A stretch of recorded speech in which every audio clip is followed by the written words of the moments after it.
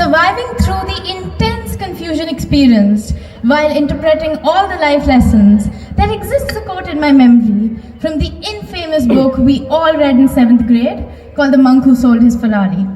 It conveys that little fragrance always clings to the hand that gives the roses.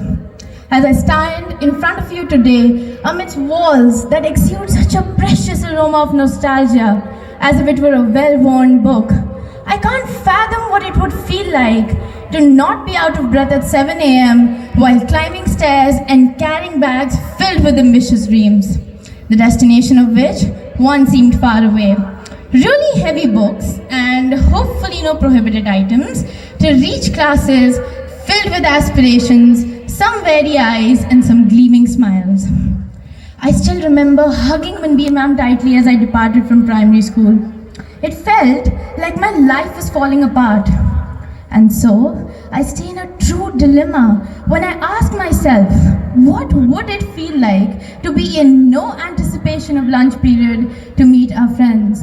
To not enthusiastically tell teachers it's 5 minutes left when we all knew very well that it was no less than 20.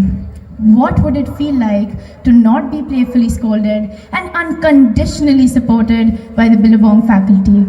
I believe that every one of us here today would agree that we owe a significant part of our identities to those nerve-wracking, exhilarating, and insightful parent-teacher conferences, those elaborate scholastic book fairs, heavy makeup sessions during annual functions, or even the 2 semesters of board examinations in grade 10. Post all the laughter, and of course the occasional existential crisis, sweet were the chocolates distributed in every period except lunch, and sweet are the copious lessons that we have learned here. As we doze through those morning meditation sessions, let's always keep sight of and never stop cherishing our inner child, the one who danced to Gangnam Style during those primary school mornings as if it was starring in the video itself. As we move on to new horizons, my only wish for you would be that may your willpower be strong, but your coffee even stronger. All the best, guys. We've been meticulously trained for this phase of our lives ever since grade 1 when we pretend to be flight passengers. Thank you so much, my fellow Billabongers, for making this journey so beautiful and wholesome.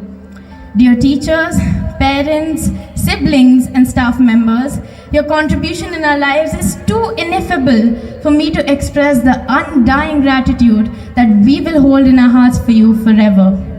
Thank you, Didis and Bhaiyas, for helping us despite how silly the requests would be, starting right from holding our hands and leading us to the classes.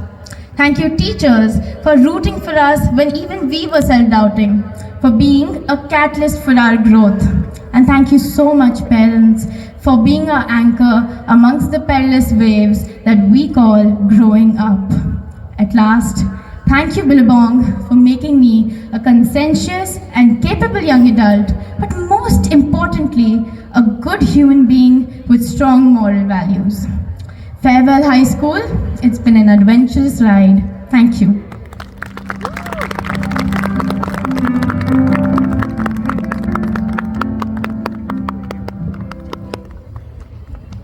A little fragrance always clings to the hand that gives roses. The fragrance that will be spread to everyone whose life will be touched by our beloved children. Thank you, Raina. Up next.